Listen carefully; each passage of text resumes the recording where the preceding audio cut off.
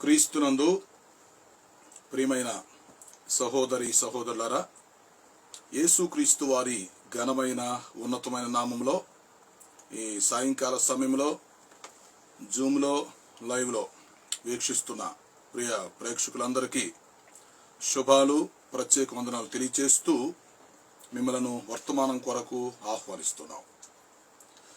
ఈ సమయంలో మోషే చేతులెత్తి ప్రార్థించుట, ఈ అంశాన్ని గురించి క్లుప్తంగా ఒక వర్తమానం తీసుకోబోతున్నాం.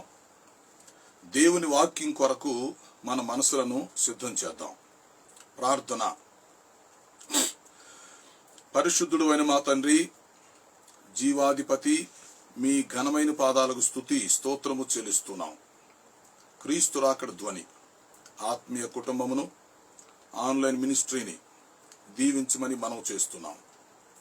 ఈ సమయంలో మోషే చేతులెత్తి ప్రార్థించుట, ఈ అంశమును గూర్చి మేము ధ్యానం చేయబోతుండగా మీరు బోధకులై మాకు బోధ చేయమని మనవి చేస్తున్నాం. మీ దాసుని నన్ను బలపరిచి వాడుకోండి. జూమ్లో లైవ్లో వీక్షిస్తున్న ప్రియ ప్రేక్షకులను, వారి కుటుంబాలను, సంఘాలను, పరిచర్యను దీవించమని మనవి చేస్తున్నాం. మాకు అవసరమైన సందేశం దయచేసి మీరే మహిమ పొందమని యేసు పరిశుద్ధ నామంలో అడుగుచున్నాను తండ్రి, ఆమేన్. ప్రియులారా, మంచిది. ఈ సాయంకాల సమయంలో కూడి వచ్చిన మీ అందరికి మరొకసారి శుభాలు, ప్రత్యేక వందనాలు తెలియచేస్తూ మిమ్మల్ని అందరినీ వర్తమానం కొరకు ఆహ్వానిస్తున్నాం. ఈరోజు ఒక అద్భుతమైనటువంటి సందేశాన్ని మనం తీసుకోబోతున్నాం. మోషే చేతులెత్తి ప్రార్థన చేసినప్పుడు ఎలాగా అద్భుతం జరిగిందో, యుద్ధంలో ఏ విధంగా విజయం సాధించారో, దైవజనుని యొక్క ప్రార్థనలో ఎంత శక్తి ఉంటుందో ఈరోజు మనం నేర్చుకోబోతున్నాం. వాక్యం కొరకు మీ మనసులను సిద్ధం చేయండి. ప్రతి గురువారం ఉదయం 6 గంటలకు ఆరాధన టీవీలో వస్తున్న వర్తమానాలు మీరు వీక్షించి మేలు పొందాలని మీకు మనవి చేస్తున్నాం. అలాగే క్రీస్తు రాకడ ధ్వని యూట్యూబ్ ఛానల్ని సబ్స్క్రైబ్ చేయండి, ఇతరులకు షేర్ చేయండి. క్రీస్తు రాకడ ధ్వని ఫేస్బుక్లో మీరు చేరండి. మిమ్మల్ని బలపరచడానికి మేము సిద్ధంగా ఉన్నాం. ఈ క్రీస్తు రాకడ ధ్వని ఛానల్ ద్వారా ఎన్నో వర్తమానాలు మీకు అందుబాటులో ఉంచాము. వాటిని మీరు ఉపయోగించుకొని మేలు పొందాలని మనం చేస్తున్నాం. ఓకే, ప్రస్తుతం మనం మోషే చేతులెత్తి ప్రార్థన చేసినప్పుడు ఏం జరిగిందో చూడబోతున్నాం. ఓకే, నిర్గమాకాండము 17వ అధ్యాయం 8వ వచనం నుండి 16వ వచనం వరకు ఈ 2వ పేరాలో ఉన్నటువంటి విషయాన్ని మనం ధ్యానం చేయబోతున్నాం. ప్రియులారా, గమనించండి. ఇశ్రాయేలు జాతిని నడిపించినటువంటి వారిలో మోషే, యెహోషువ, వీరిద్దరూ ముఖ్యమైనటువంటి నాయకులుగా మనం గుర్తించాలి. మోషే మొదటి నాయకుడు, యెహోషువ రెండవ నాయకుడు. మోషే ఇశ్రాయేలు ప్రజలను ఐగుప్తు బానిసత్వంలో నుంచి బయటకు తీసుకొచ్చి ఎర్ర సముద్రాన్ని దాటించి 40 సంవత్సరాలు అరణ్య ప్రయాణంలో నడిపించి యోర్దాను నది దగ్గరికి తీసుకొచ్చిన తర్వాత ఆయన చనిపోయాడు. తర్వాత మోషే స్థానంలో యెహోషువ నాయకుడై ఇశ్రాయేలు ప్రజలను కానాను దేశానికి తీసుకురావడం జరిగింది. యెహోషువ కానాను దేశంలో ఎన్నో యుద్ధాలు చేసి ఆ భూభాగాన్ని స్వాధీనపరచుకోవడం, ఇశ్రాయేలీలకి స్వాచ్యంగా పంచి ఇవ్వటం జరిగింది. ఓకే, కనుక ఇశ్రాయేలు జాతిలో మోషే, యెహోషువ వీరిద్దరూ గొప్ప నాయకులు. ఇశ్రాయేలు జాతికి 2 చేతులు లాంటి వారు. మోషే ఇశ్రాయేలు ప్రజలను ఐగుప్తు బానిసత్వంలో నుంచి బయటకు తీసుకొస్తే, యెహోషువ ఇశ్రాయేలు ప్రజలను కానాను దేశంలోనికి నడిపించాడు. ఓకే, నిన్న యెహోషువ ఎలా ప్రార్థన చేశాడో, ఆయన ప్రార్థన చేసినప్పుడు ఏ విధంగా ఇశ్రాయేలు ప్రజలు విజయాన్ని సాధించారో, దేవుడు యెహోషువ ప్రార్థన ఆలకించి ఎలాగా సూర్య చంద్రులను ఆపారో నిన్న మనం చక్కగా నేర్చుకోవటం జరిగింది. ఆ వర్తమానం ద్వారా ఎంతో మంది ప్రోత్సహించబడ్డారని నమ్ముతున్నాం. ఈరోజు మోషే చేతులెత్తి ప్రార్థన చేసినప్పుడు ఎలాగా అద్భుతం జరిగిందో, దైవజనుని యొక్క ప్రార్థనలో ఎలాంటి శక్తి ఉంటుందో మనం తెలుసుకోబోతున్నాం. ఎన్నో పాఠాలు నేర్చుకోబోతున్నాం. గమనించండి. నిర్గమాకాండంలో 17వ అధ్యాయంలోకి మనం వస్తే 8వ వచనం నుండి 16వ వచనం వరకు, అది 2వ పేర. అక్కడ సందర్భం ఏంటంటే, అమాలేకీలు ఇశ్రాయేలీల మీదకి యుద్ధానికి వస్తారు. ఇశ్రాయేలీలు అలిసిపోయి ఉన్నారు. వారు ఎర్ర సముద్రము దాటి రెఫీదేము అనేటువంటి స్థలానికి వచ్చారు. ఈ రెఫీదేము అనే స్థలం చాలా భయంకరమైనటువంటి స్థలం. అది అరణ్య ప్రదేశం. ఇశ్రాయేలీలకు క్రొత్త, వారికి మార్గం తెలియదు. ఈ రెఫీదేము అనే స్థలం విష జంతువులు ఉండేటువంటి స్థలం. ఈ భయంకరమైనటువంటి ప్రదేశంలో వారు దారి తెలియక వెతుకుతూ ఉంటే, అలిసిపోయినటువంటి స్థితిలో ఉంటే, ఆ సమయంలో సహాయము చేయవలసినటువంటి అమాలేకీలు, సానుభూతి చూపించవలసినటువంటి అమాలేకీలు పశుప్రాయులుగా ప్రవర్తిస్తున్నారు. కఠినమైన హృదయముతో ప్రవర్తిస్తూ ఇశ్రాయేలీలపై యుద్ధం ప్రకటించారు.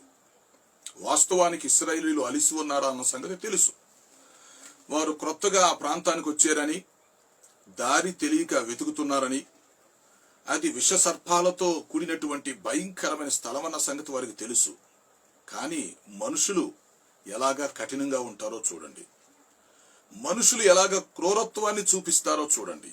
అవును ప్రియులారా, కొన్నిసార్లు మనం దేవుని ప్రేమను విడిచిపెట్టి మానవత్వాన్ని వదిలేసి రాక్షసుల్లాగా ప్రవర్తించిన సందర్భాలు ఎన్నో ఉంటాయి. అలాంటి సందర్భాలు మన జీవితంలో తలెత్తకుండా చూసుకోవాలి. మనుషులమైనటువంటి మనము దైవికమైనటువంటి ప్రేమ కలిగి ఉండాలి. మానవతా దృక్పథం కలిగి ఉండాలి. ఎదుటి వ్యక్తిని మనం ఎంతవరకు ప్రేమించగలం, ఎదుటి వ్యక్తిని మనం ఎంతవరకు అర్థం చేసుకోగలం, ఎంతవరకు సహాయం చేయగలం, సానుభూతి చూపించగలం అనేది ఆలోచించాలి. కానీ అమాలేకీలు చేసిన పనేమిటి? ఇశ్రాయేలీలు అలిసిపోయి ఉంటే వారితో యుద్ధానికి దిగారు. అప్పుడు నాయకుడైనటువంటి మోషే ఏమి చేశాడో తెలుసా? యెహోషువ, నీవు వెళ్ళి యుద్ధము చెయ్యి. నేను కొండ మీదకు వెళ్ళి దేవుని సన్నిధిలో ప్రార్థన చేస్తాను, దేవుని యొక్క సహాయాన్ని కోరతాను అని చెప్పాడు. నీవు వెళ్ళి యుద్ధము చెయ్యి, నేను ప్రార్థన చేస్తాను, నేను దేవుని సహాయం కోరతాను, దేవుని సన్నిధిలో చేతులెత్తుతాను అని చెప్పాడు. ఇక్కడ ఒక విషయాన్ని మనం అర్థం చేసుకోవాలి. మరి యెహోషువతో పాటు మోషే కూడా యుద్ధం చేయొచ్చు కదా. ఇద్దరు నాయకులు వెళ్ళి యుద్ధంలో నిమగ్నమై ఉండొచ్చు కదా. ఒక్కసారి ఆలోచించండి. కానీ మోషే ప్రార్థన చేయటానికి ప్రాధాన్యత ఇస్తున్నాడు. మోషేనేమో యెహోషువనేమో యుద్ధం చేయమంటున్నాడు. ఇక్కడ మనం నేర్చుకోవలసినటువంటి పాఠం ఏంటంటే, ఒకవైపు మనం ప్రార్థన చేస్తూ మరొక వైపు మనము తీసుకోవలసిన జాగ్రత్తలు తీసుకుంటూ ఉండాలి. మనం చేయవలసినటువంటి పనులు చేస్తూ ఉండాలి. గాలిలో దీపం పెట్టినట్లుగా ఉండకూడదు. అంటే కేవలం నేను ప్రార్థన చేస్తానని చెప్పి మనం ఏం ప్రయత్నం చేయకుండా, లేక మన పని మనం చేయకుండా అలా ఉండకూడదు. లేదా ప్రార్థన మానేసి కేవలం నేను పని చేస్తాను, నా ప్రయత్నం నేను చేస్తాను,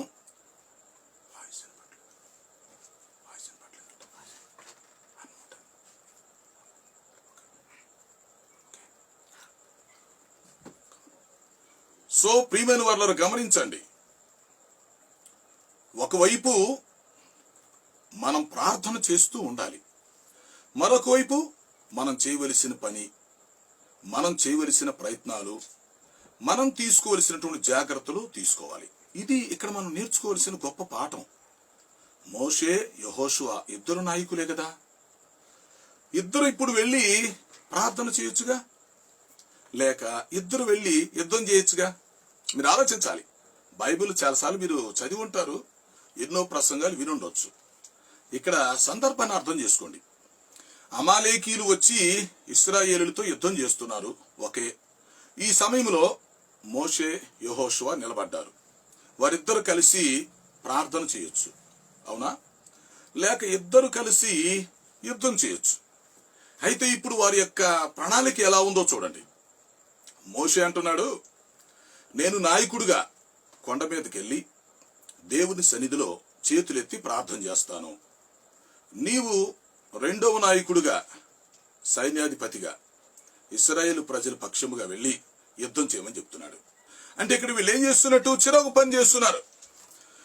ఒకవైపు ప్రార్థన చేస్తున్నారు, మరొక వైపు యుద్ధం చేస్తున్నారు. ఈ రోజుల్లో మనం కూడా చేయవలసిన పని అదే. మన సేవలో కావచ్చు, లేక మన డ్యూటీలో కావచ్చు, ఇంట్లో పనుల్లో కావచ్చు, లేక ప్రస్తుతం ఉన్నటువంటి కోవిడ్ టైంలో ఈ కరోనా వైరస్ విషయంలో కావచ్చు, మనం చేయవలసినటువంటి ప్రణాళిక ఇక్కడ కనిపిస్తా ఉంది. ఒకవైపు ప్రార్థన చేస్తూ ఉండాలి, మరొక వైపు మనం చేయవలసిన పని మనం చేస్తూ ఉండాలి. అయితే ఇప్పుడు మనుషులు ఎలాగున్నారంటే, కొంతమంది ఏమన్నా గుడ్డిగా మేము ప్రార్థన చేస్తాం, మేము భక్తి చేస్తాం, దేవుడే చూసుకుంటాడనే వాళ్ళు కొంతమంది ఉన్నారు. కొంతమంది ఏమో ప్రార్థన చేస్తే ఉపయోగం ఏంటి, మన జాగ్రత్తలు మనం తీసుకోవాలి, మన ప్రయత్నాలు మనం చేయాలని మనుషులు కష్టపడి వారి జ్ఞానాన్ని ఉపయోగించి వారి ప్రయత్నాలు వారు చేస్తున్నారు. అయితే ఇక్కడ మనం నేర్చుకునేటువంటి లెసన్ ఏంటి?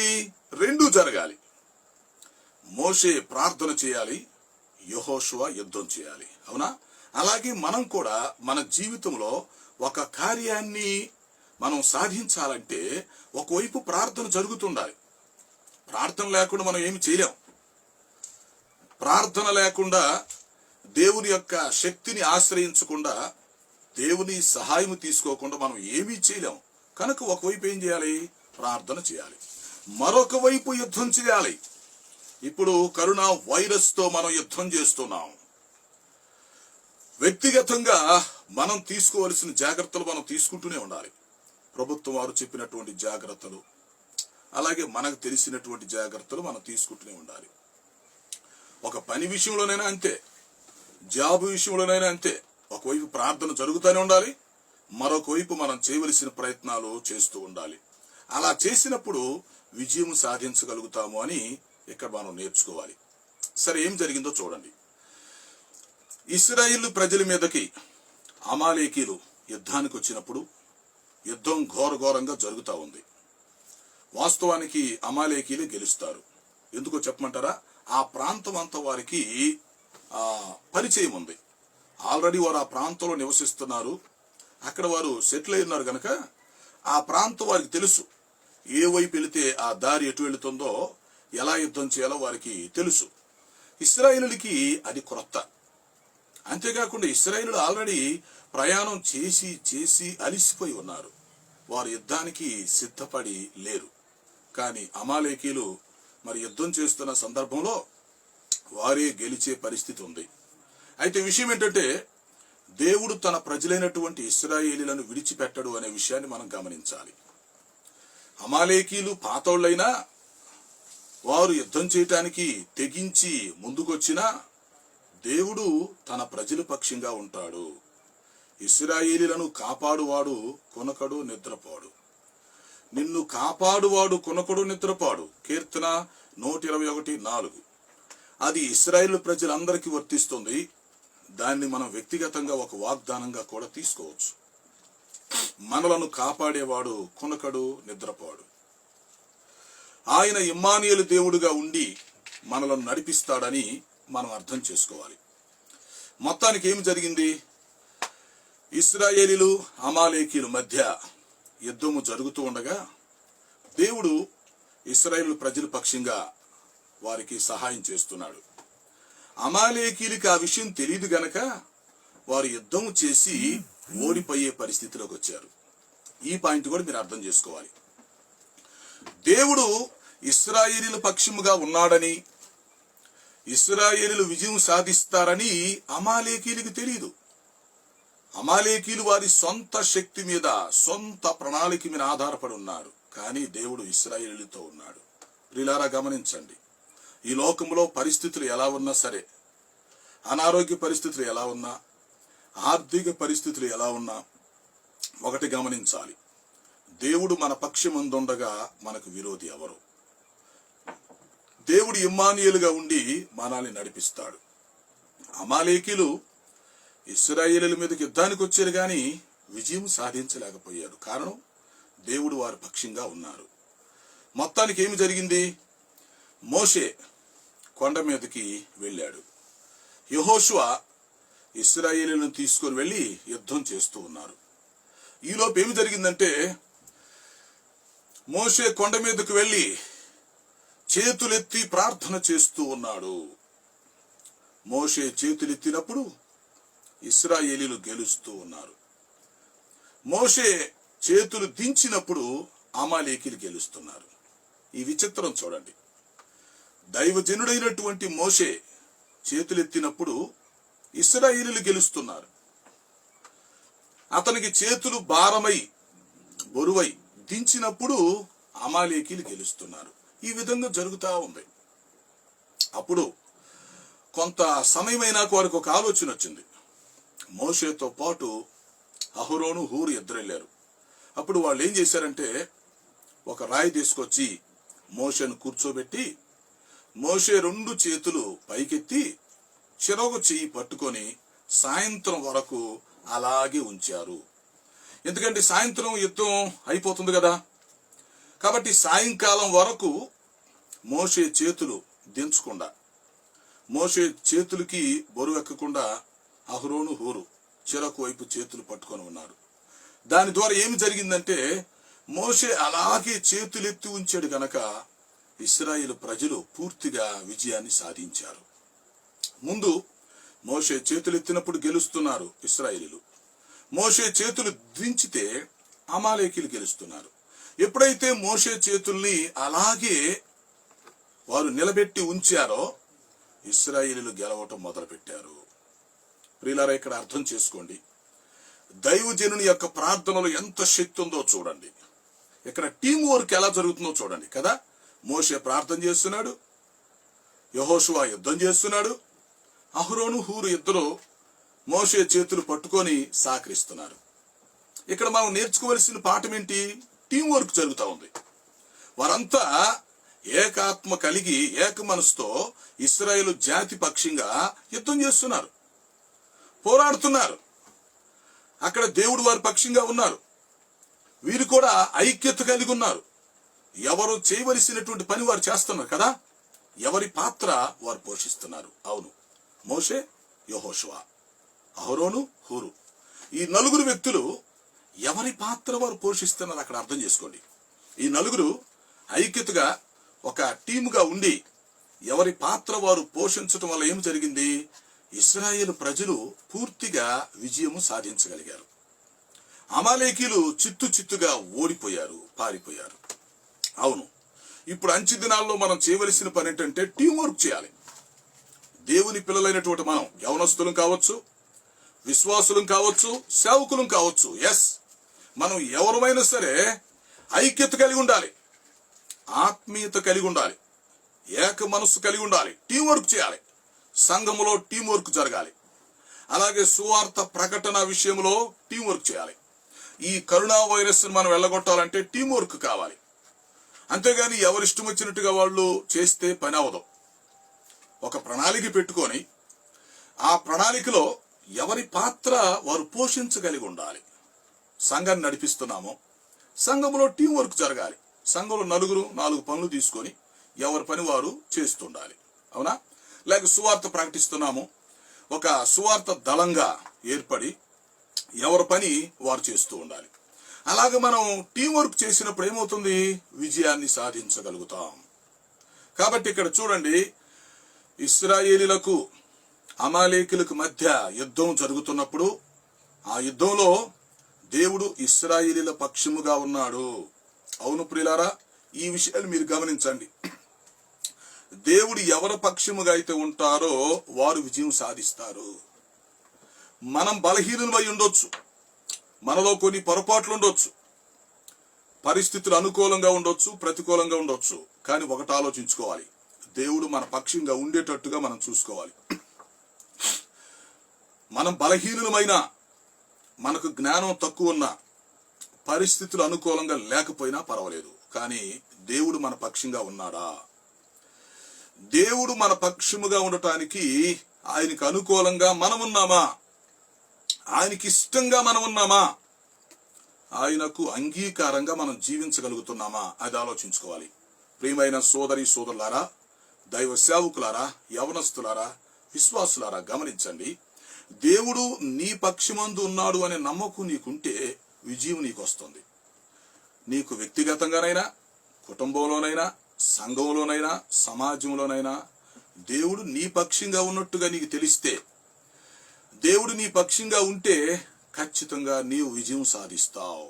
కాబట్టి ఇక్కడ దేవుడు ఇశ్రాయేలు పక్షంగా ఉన్నాడు కనుక అమాలేకీయులు ఓడిపోయారు. ఆ ప్రాంతంలో అమాలేకీయులకు మంచి పట్టున్నప్పటికీ, వారు యుద్ధం చేయటానికి ఉపక్రమించినప్పటికీ ఓడిపోయారు. కారణం ఏంటి? దేవుడు ఇశ్రాయేలీల పక్షముగా ఉన్నాడు కనుక ఈ అంచె దినాల్లో దేవుడు మన పక్షంగా ఉండేటట్లుగా మనం చూసుకోవాలి. తర్వాత మనం ఏక మనసు కలిగి టీం వర్క్ చేయగలిగి ఉండాలి. ఆ తర్వాత ఒకవైపు ప్రార్థన జరుగుతుండాలి, మరొకవైపు పని జరగాలి. మోషే ప్రార్థన చేస్తున్నాడు, అతనితో పాటు ఇద్దరు ఏకీభవించి సహకరించారు. అవునా?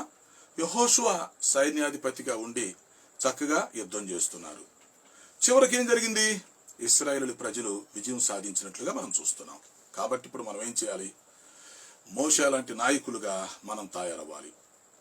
మోషే లాంటి ప్రార్థనాపరులుగా మనం తయారవ్వాలి. మీకు ఒక విషయం తెలుసా? దైవజనుని యొక్క ప్రార్థనలో ఎంతో విలువ ఉంటుంది. అది మనం గమనించాలి. నాయకులుగా మనం ఉండి ప్రార్థనాపరులుగా తయారైతే మన ప్రార్థనలో ఎంతో విలువ ఉంటుంది. మోషే ఆ చేతులెత్తాడు, ఇశ్రాయేలు ప్రజలు గెలుస్తున్నారు. మోషే చేతులు బరువెక్కి దించితే ఇశ్రాయేలీలు ఓడిపోతున్నారు. అంటే దాని అర్థం ఏంటి? అంటే మోషే చేతుల్లో శక్తి ఉందనే, లేక మోషే చేతుల్లో ఏమన్నా మంత్రం ఉందా? అదేమన్నా మ్యాజిక్కా ఏంటి? దాని అర్థం ఏంటి? ఒకసారి చెప్పండి నాకు. మోషే చేతులు ఎత్తితే గెలవటం ఏంటి? మోషే చేతులు దించితే ఓడిపోవటం ఏంటి? అంటే మోషేలో ఏమన్నా మహత్యం ఉందా? No no no.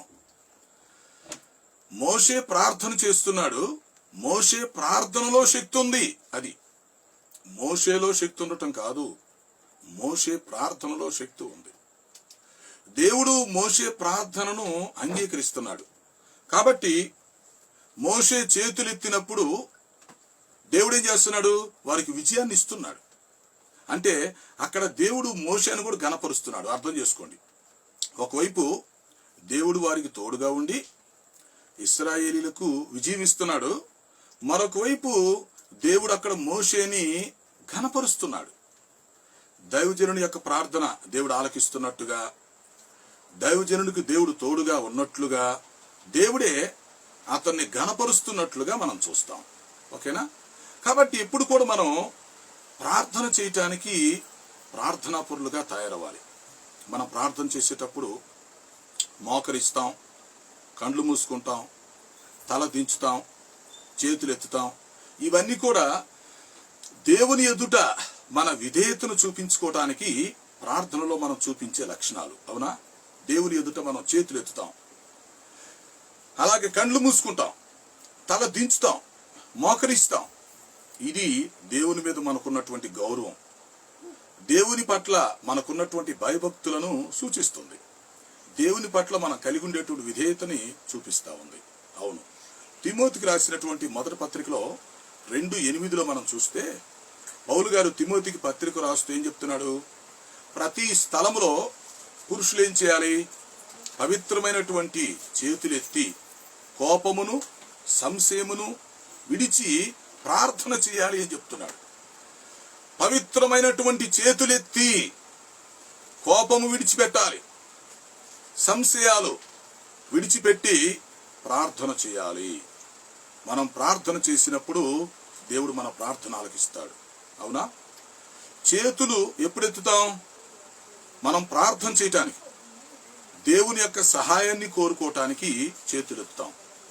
అదే సమయంలో ప్రజల్ని మనం స్వస్థపరచటానికి లేక ప్రజలను ఆశీర్వదించటానికి చేతులు ఎత్తుతాం.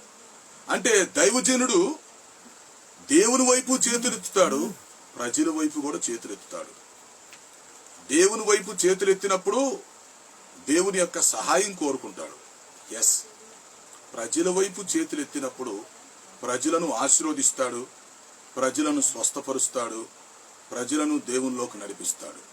కనుక మనం ఎలాంటి వాళ్ళు ఉండాలంటే మంచి ప్రార్థనాపరులుగా తయారవ్వాలి. దేవుని సన్నిధిలో మనం చేతులెత్తి ప్రార్థన చేసేటువంటి అనుభవం కావాలి. అవును, మన భారతదేశం కొరకు మనం ప్రార్థన చేయాలి, ఉపవాసం ఉండి ప్రార్థన చేయాలి, కన్నీరు కార్చి మోకరించి చేతులెత్తి నిజంగా భారభరితమైన హృదయంతో మనం ప్రార్థన చేయగలగాలి. ఆలోచించండి, మనం దేవునికి అంగీకారంగా ఉంటే, మనం చేసిన ప్రార్థన ఆయనకు నచ్చితే దేవుడు ఎలాంటి కార్యమైనా చేయగలుగుతాడు. ఈ కరోనా వైరస్ ఫస్ట్ వే వచ్చింది, కొంత నష్టాన్ని కలిగించింది, వెళ్ళింది. ఇప్పుడు సెకండ్ వేలో మనం చూస్తే కేసులు చాలా ఎక్కువ పెరిగిపోతున్నాయి. ఒక రోజుకి 3-4 లక్షల కేసులు వస్తున్నాయి. మరణాలు రేటు కూడా చాలా పెరిగిపోతుంది. ఎంతో మంది మరణిస్తున్నారు. మనకు తెలిసిన వాళ్ళు తెలియని ఎంతో మంది మరణిస్తున్నారు. ముఖ్యంగా మరి దైవ సేవకులు కూడా చాలా మంది మరణిస్తున్నట్టుగా మనం చూస్తున్నాం. ఆశ్చర్యం అనిపిస్తా ఉంది. ఇలాంటి సమయంలో మనం ఏం చేయగలం? దైవ సేవకుల యొక్క కుటుంబాల ఆదరణ కొరకు మనం తప్పనిసరిగా ప్రార్థన చేయాలి. ఈ కరోనా వైరస్తో ఎంతమంది బాధపడుతున్నారో ఈ కరోనా పేషెంట్ల కోసం ప్రత్యేకంగా మనం ప్రార్థించాలి. అలాగే కరోనా యోధులు ఉన్నారు, కొంతమంది డాక్టర్లు, నర్సులు, పారిశుద్ధ్య కార్మికులు, పోలీసులు, వాలంటీర్స్, కొంతమంది వీరిని కరోనా యోధులు అంటారు. వారి కోసం కూడా ప్రార్థన చేయాలి. ఈరోజు ప్రత్యేకంగా నర్సుల దినం. నర్సుల యొక్క సేవను కూడా ఈరోజు జ్ఞాపకం చేసుకోవటం మంచిది. మే నెల 12వ తేదీ. కనుక నర్సులు కొంతమంది అయితే వాళ్ళ కుటుంబాన్ని విడిచిపెట్టి ఎంతో సర్వీస్ చేస్తున్నారు. కొంతమంది ఈ కోవిడ్ వల్ల ప్రాణాలు కోల్పోయిన వాళ్ళు కూడా ఉన్నారు. అవును, కొంతమందికి లైఫ్ ఇచ్చే దానికోసం వారు లైఫ్ను పోగొట్టుకునే పరిస్థితి వస్తుంది. ఈ విషయాలన్నీ మనం అర్థం చేసుకోవాలి. ఒకవైపు ఈ కరోనా యోధుల కోసం ప్రార్థన చేస్తూ మరొక వైపు ఈ కరోనా పేషెంట్ల కోసం మనం ప్రార్థన చేయాలి. ఒక మాటలో చెప్పాలంటే మనం అందరం ఒక్కొక్కరిని ఒక మోషేలాగా మనం తయారవ్వాలి. మోషే ఎలాగ మంచి ప్రార్థనాపరుడుగా ఉన్నాడో మనం ప్రార్థనాపరులుగా తయారు చేయాలి. మనం ప్రార్థనాపరులుగా తయారవ్వాలి, ఇతరులను తయారు చేయాలి. మోషే ఏ విధంగా అయితే ఒక మంచి టీమును తయారు చేసుకున్నాడో మనం కూడా మరి టీమును తయారు చేసుకోవాలి, శిష్యుల్ని తయారు చేసుకోవాలి. మోషే ఏ విధంగా దేవుని వైపు చేతులెత్తి దేవుని యొక్క సహాయాన్ని కోరాడో మనం కూడా ప్రియులారా మన వ్యక్తిగత విషయాల్లో, కుటుంబ విషయాల్లో, మన సంఘ విషయాల్లో, లేక ప్రస్తుతం నేడు ప్రపంచం ఎదుర్కొంటున్నటువంటి విషయాల్లో మనం కూడా దేవుని వైపు చూస్తూ దేవుని వైపు చేతులెత్తి మనం ప్రార్థన చేయవలసినటువంటి అవసరం ఉందని నేను జ్ఞాపకం చేస్తున్నాను. కాబట్టి మోషే చేసినటువంటి ప్రార్థన మీరు అర్థం చేసుకోండి. మోషే చేతులెత్తినప్పుడు దేవుడు ఏం చేస్తున్నాడంటే మోషే వైపు విజయాన్ని ఇస్తున్నాడు.